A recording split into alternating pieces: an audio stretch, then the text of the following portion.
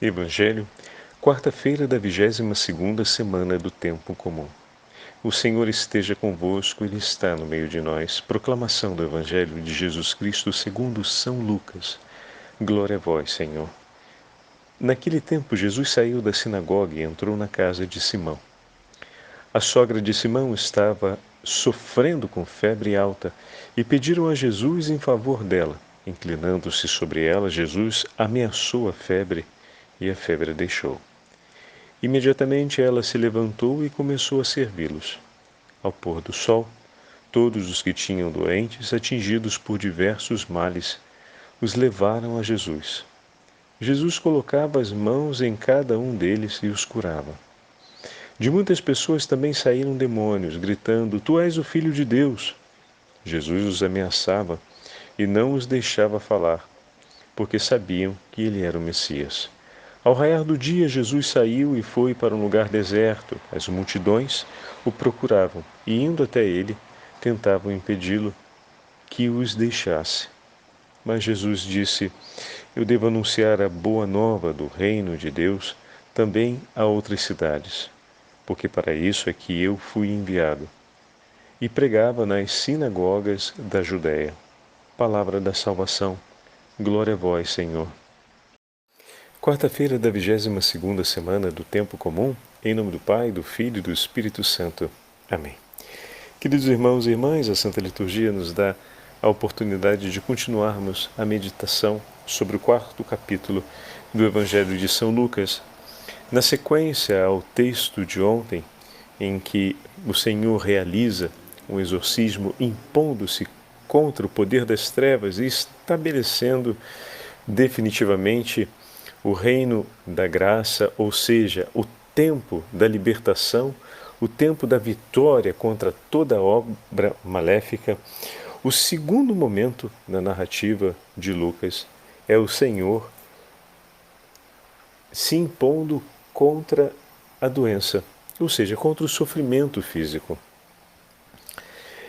Os sinais do Messias, que acompanharão o Messias, os sinais proféticos são expulsar os demônios, curar os enfermos, anunciar a boa nova do reino. Então, na conclusão do 4º capítulo, vemos os 3 elementos apresentados no Evangelho de Lucas. O início da vida pública ou da missão de Jesus na Galileia traz consigo os 3 elementos que devem estar na ação do Messias. E ele se passa, o segundo elemento, na casa de Simão, na casa de São Pedro. Saindo da sinagoga, diz o texto, entrou na casa de Simão. Bom, de fato, tendo tido a oportunidade de ir à cidade onde Pedro morava, a sinagoga e a casa de Pedro estavam muito próximas. A distância era mínima. Então o Senhor praticamente sai de uma porta, desce alguns metros e está na casa de Pedro. Bom, a sogra de Pedro estava com febre alta e pediram-lhe por ela. Que significativo, meus irmãos, pois temos aqui uma pessoa que está sofrendo e diante desse sofrimento, aqueles que a acompanham não são indiferentes, mas se apresentam diante de Jesus para pedir por ela. Ela estava com febre em casa, não podia sair de casa para ir ao encontro do Senhor, mas o Senhor poderia também vir até a casa por uma outra razão. Mas a primeira coisa que lhe fazem é apresentar aquele que está sofrendo dentro de casa. Vocês já pararam para pensar nessa imagem? Quantas vezes nós vamos à igreja? Quantas vezes uma mãe vai à igreja, um pai vai à igreja, e a primeira coisa que fazem é apresentar a Jesus aqueles que estão sofrendo em casa? Nós temos essa sensibilidade no nosso coração de apresentar como primeira intenção a nosso Senhor, das diversas intenções que trazemos no coração, aqueles que estão sofrendo na nossa família, aqueles que estão sofrendo na nossa casa. Mas o sofrimento aqui se trata do sofrimento físico. Poderíamos usar essa imagem para falar do sofrimento enquanto uma realidade ainda maior, por exemplo, sofrendo com a escravidão do pecado. E dessa forma cumprimos o mandato que o Senhor nos entregou de rezarmos por aqueles que nos perseguem, rezarmos por aqueles que nos amaldiçoam, rezarmos por aqueles que nos fazem o mal. Ao entrarmos na casa, na companhia do Senhor, a primeira coisa que fazemos é falar com o Senhor daqueles que estão morrendo, adoecidos pelo pecado. A nossa primeira prece, o nosso primeiro olhar vai em favor daqueles irmãos e irmãs, familiares ou amigos que estão sofrendo com as dores físicas, talvez de uma doença, mas que podem estar sofrendo dores ainda maiores e muitas vezes não reconhecidas como tal, como a dor do pecado ou como a dor da indiferença na fé. Cresce o número de famílias que não se importa em ter dentro de suas casas uma profissão de fé declarada. Obviamente, se nem uma profissão de fé se importam, menos ainda pela hostilidade pública que existe uma fé cristã católica. Mas como assim hostilidade pública, padre? Bom, a gente não precisa ir muito longe. Se a gente olha a situação atual da Nicarágua, é de partir o coração. Mas se olhamos todas as campanhas sistemáticas, culturais que são feitas contra os valores da fé cristã, contra a dignidade das famílias, contra a dignidade da vida humana, contra o reconhecimento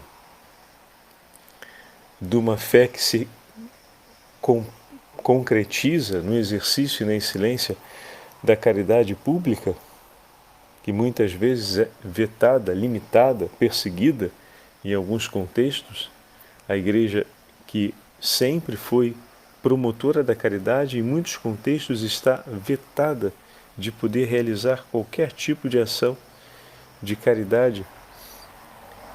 Enfim, são diversas as situações concretas em que podemos ter na nossa casa, por exemplo, quantos são os rapazes que começam, e as moças que começam a estudar na universidade e são fortemente perseguidos por defenderem a fé cristã católica e por defender os valores inerentes às virtudes vividas no exercício da fé. Isso é grave.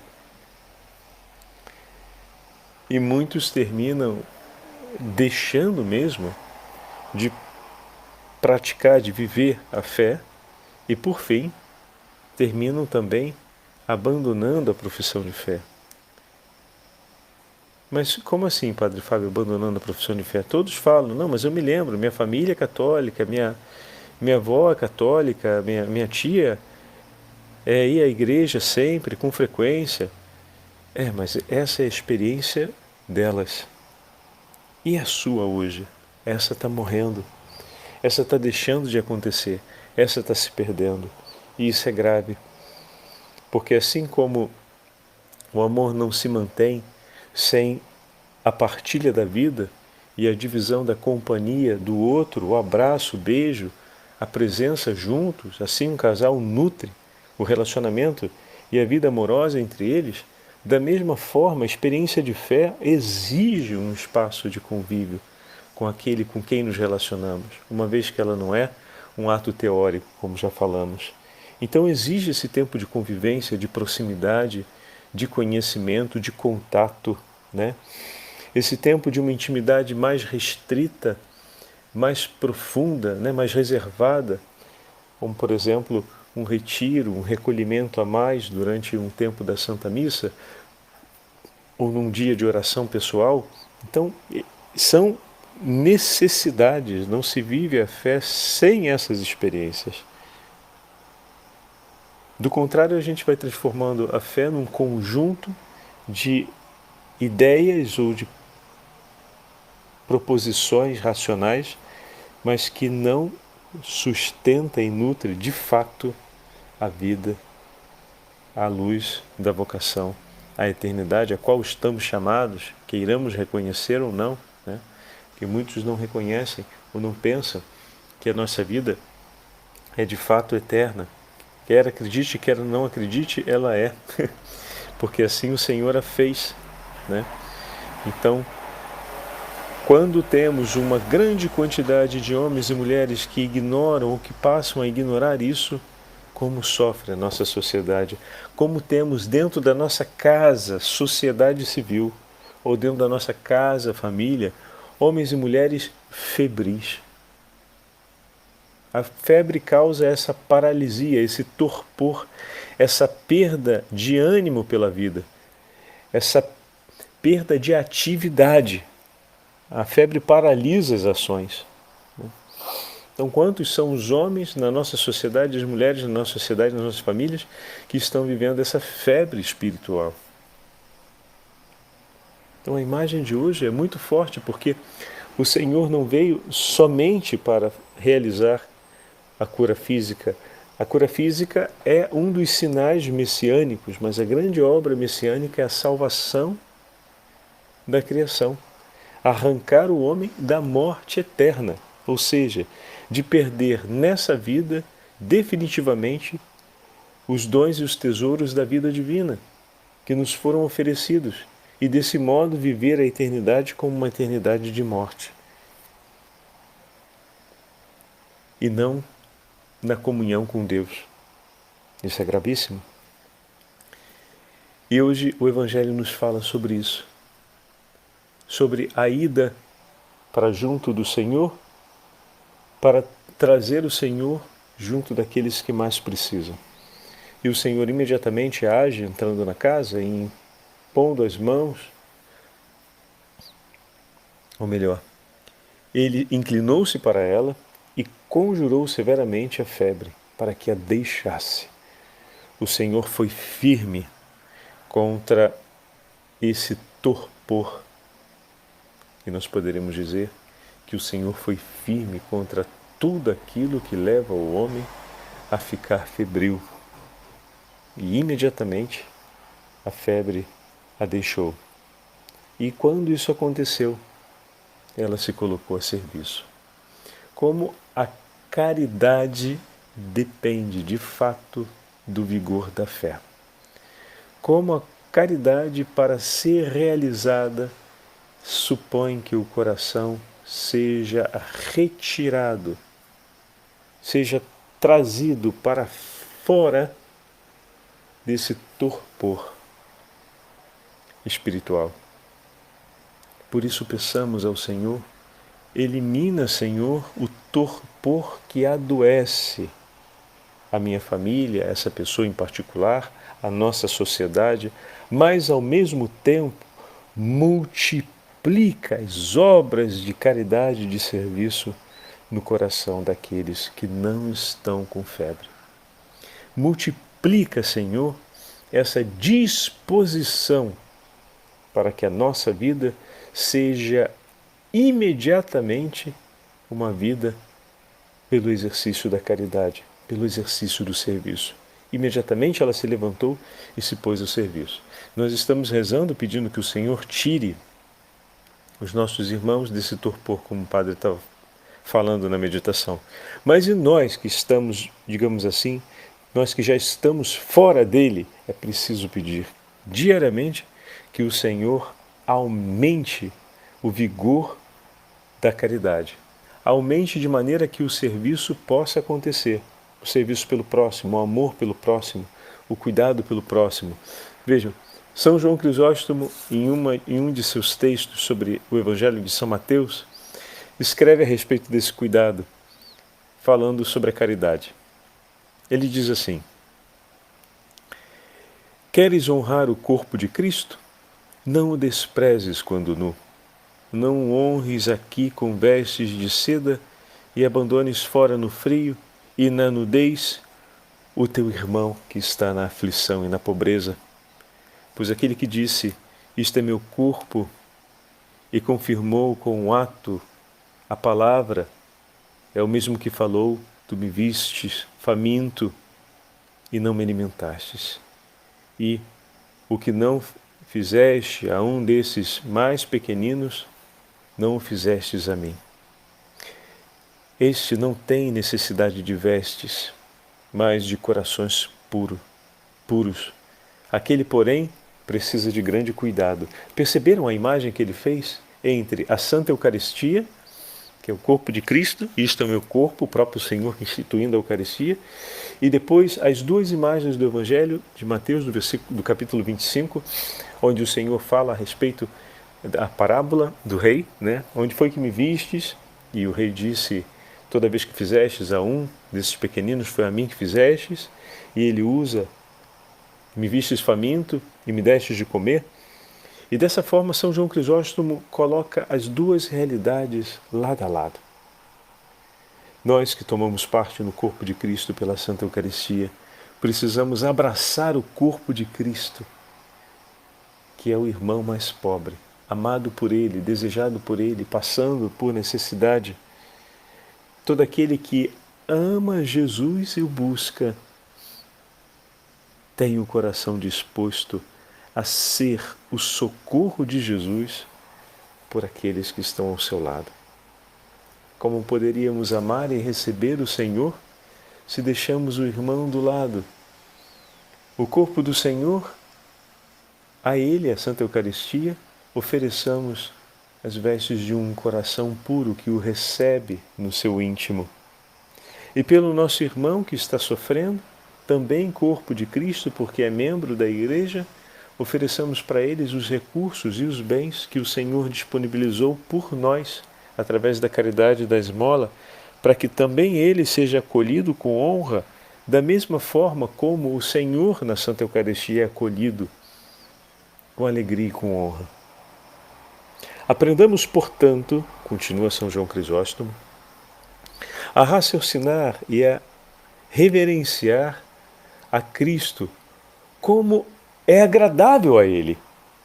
A honra mais agradável a quem se deseja honrar é aquela que Ele prefere, não aquela que julgamos ser a melhor.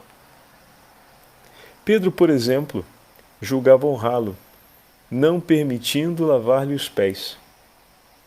Mas o que queria não vinha a ser honra, mas exatamente o contrário.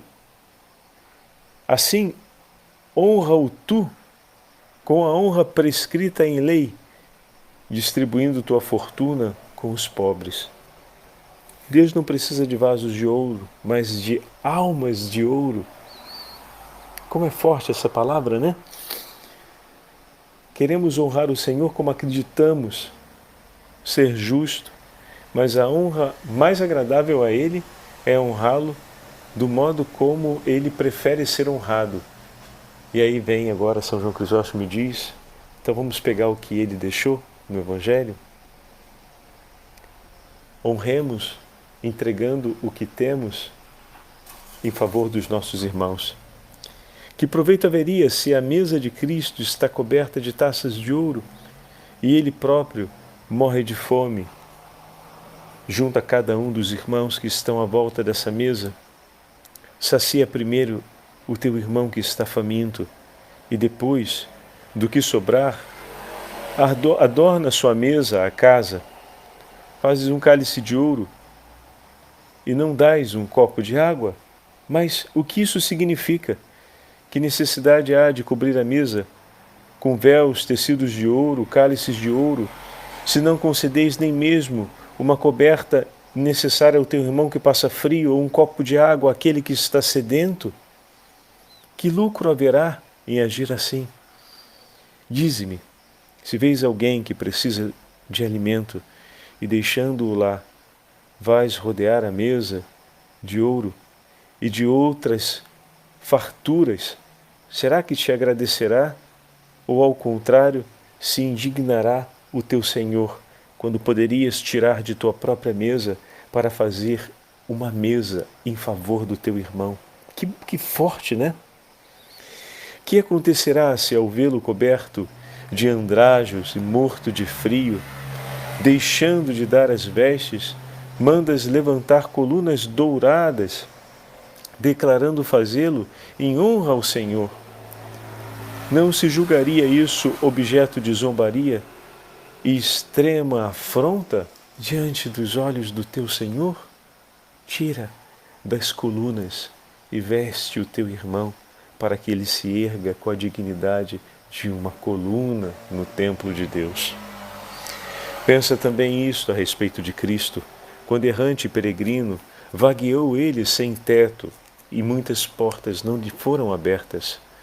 Não o recebes como hóspede, mas ornas o pavimento, as paredes e os capitéis das colunas, prendes com cadeias de prata as lâmpadas, e a ele, preso em grilhões do cárcere, nem sequer te atreves a vê-lo ou a levar-lhe uma luz em minhas trevas. Torno a dizer que não quero proibir tais adornos nos templos, mas que com eles haja também um coração vivo e disposto ao cuidado do próximo, ao cuidado pelo outro, da mesma forma como se deseja cuidar com tanto amor e decoro do templo do Senhor. Ou melhor, exorto a que se faça isso em primeiro lugar. Cuidei dos vossos irmãos, não os deixeis abandonados, mas cuidai de cada um deles como o Senhor nos ensinou a cuidar, cuidando de cada um de nós. Daquilo, se alguém não o faz, jamais será acusado. Se deixas de ornar o templo, não será acusado por isso. Isso, porém, deixar de cuidar do teu irmão, se alguém o negligenciar, provoca-lhe e leva-lhe à geena e ao fogo inextinguível da condenação eterna, suplício e de suplício com os demônios. Por conseguinte, amados irmãos, enquanto adornas a casa, não desprezes o irmão aflito, pois ele é mais precioso que o templo, porque é o templo que espera o socorro de ti. Olha com que amabilidade e com que zelo pastoral São João Crisóstomo educa a cada um dos fiéis a viver com amor aquilo que o Evangelho hoje está nos dizendo, quando nos fala do cuidado pelo irmão através das duas referências messiânicas. Apresentar aquele que está sofrendo para que seja alcançado por Jesus e pela graça do nome do Senhor, e ao mesmo tempo o Senhor que passa anunciando pelos povoados a boa nova do reino. Levar Cristo pelo anúncio e pela caridade aos nossos irmãos e irmãs. É o primeiro ato que devemos cumprir no zelo pela casa do Senhor. Peçamos ao Senhor que nos abençoe pela intercessão de São João Crisóstomo, possamos nos tornarmos homens e mulheres de mais viva caridade, anunciando a boa nova do reino dos céus pelos nossos atos e palavras. O Senhor esteja convosco, Ele está no meio de nós. Pela intercessão de São João Crisóstomo e da Beatíssima Virgem Maria, abençoe-vos o Deus Todo-Poderoso, Pai, Filho e Espírito Santo. Amém.